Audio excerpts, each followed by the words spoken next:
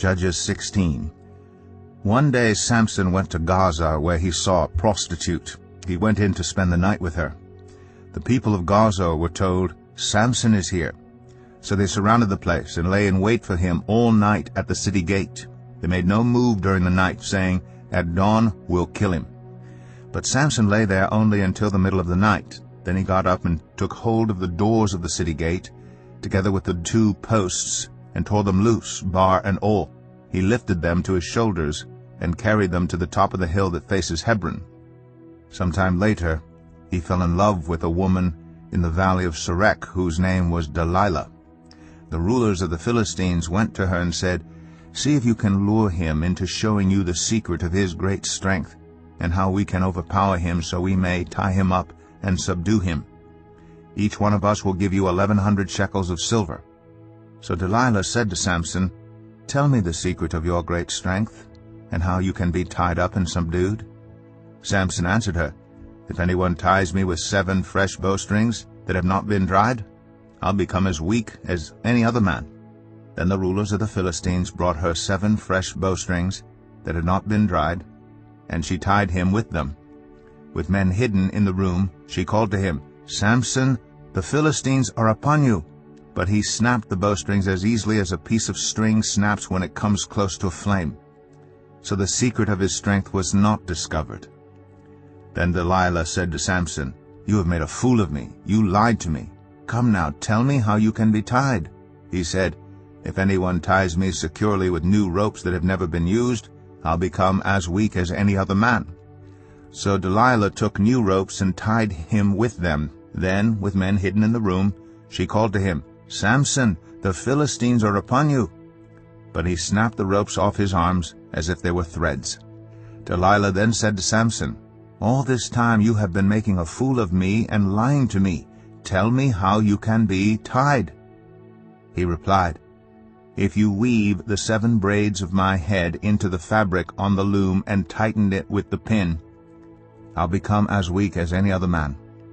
So while he was sleeping, Delilah took the 7 braids of his head, wove them into the fabric, and tightened it with the pin.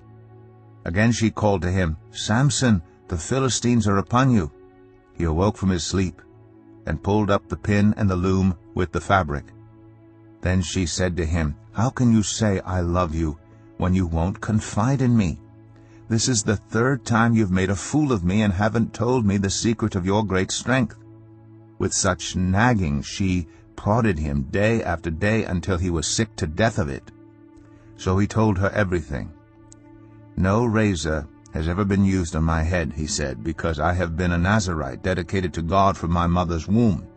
If my head was shaved, my strength would leave me, and I would become as weak as any other man."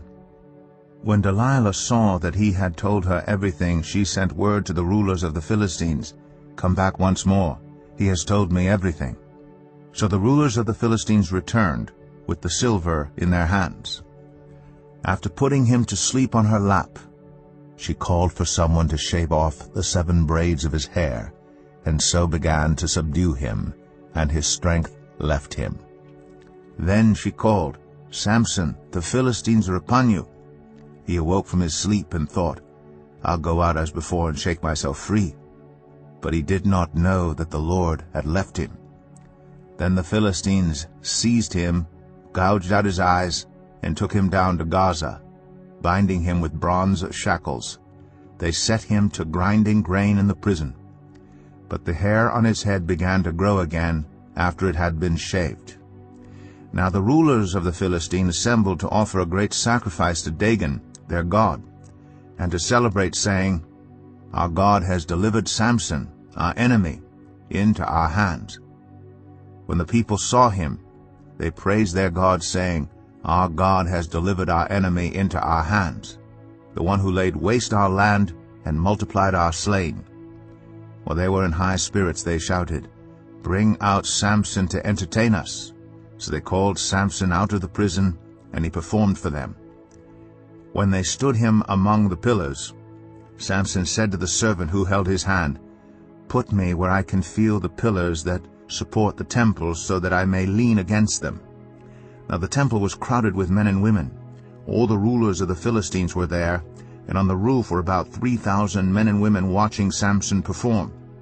Then Samson prayed to the Lord, "Sovereign Lord, remember me. Please, God, strengthen me just once more, and let me with one blow get revenge on the Philistines for my 2 eyes."